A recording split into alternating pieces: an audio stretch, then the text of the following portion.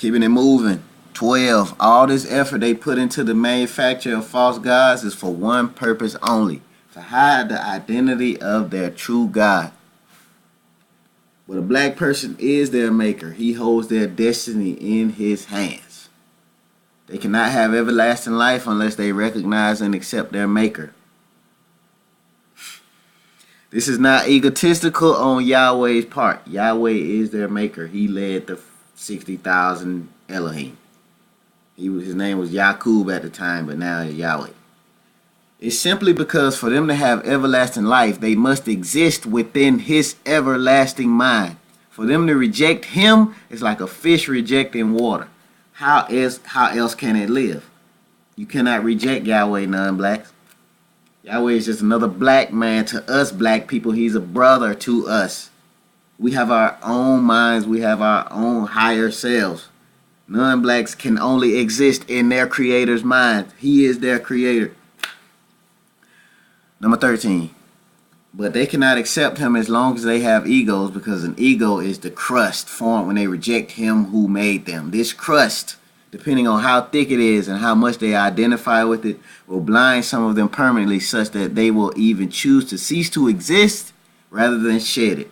That is the meaning of the teaching that one must die and be born again as an egoless child in order to enter the kingdom of heaven. This teaching by Jesus and other messiahs was directed only at non-blacks. Jesus was directing that teaching strictly to non-black people.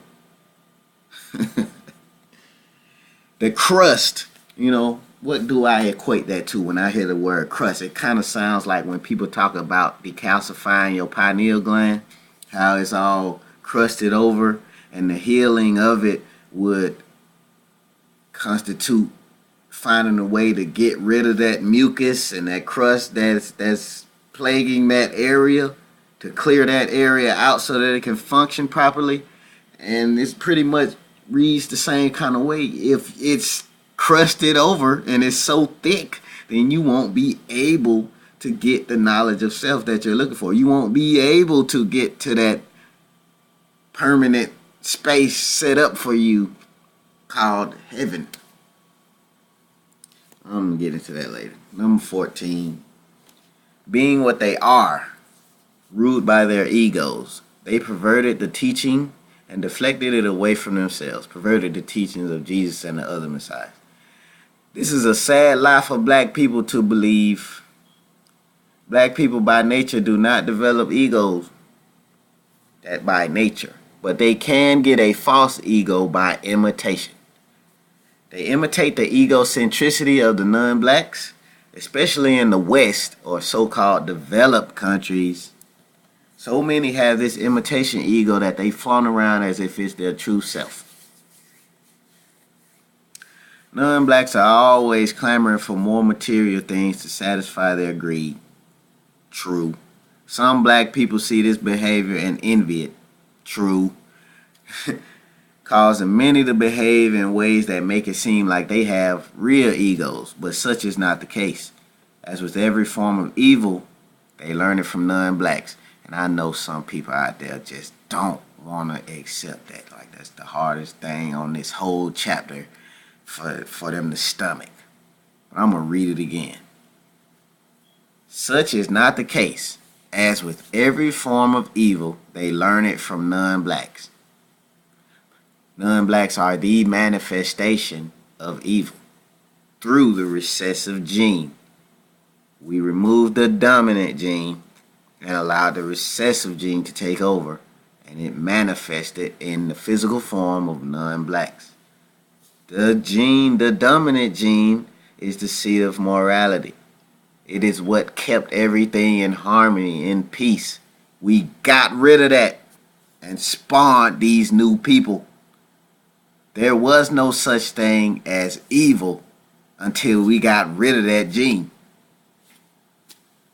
The reason why we ourselves, who still have this gene and still are able to imitate evil, is because we have suppressed our DNA to the point where we have self-forgetfulness. We don't know, we don't remember how it was at that point in time when everything was in harmony. But it's coming back. You believe that. You're going to get back to that. And all those naysayers who say, you know, black people ain't going to never see see a time like that, or it's asinine to believe that black people weren't evil always, or things like that they can't prove, but they expect you to just believe it because it's asinine to them. Whatever. We gonna show you when the DNA reconnects, we're gonna get right back to being, it's gonna be heaven on earth again. Last one, number 15. Non-blacks are always clamoring for more material things to satisfy their greed. I said that already. My bad. As with every form of evil, they learn it from non-blacks. They get caught up in their culture because, frankly, many have no idea of any other type of life except that which they see among the enemy. We don't have knowledge of self. We were taken from our homes, captured.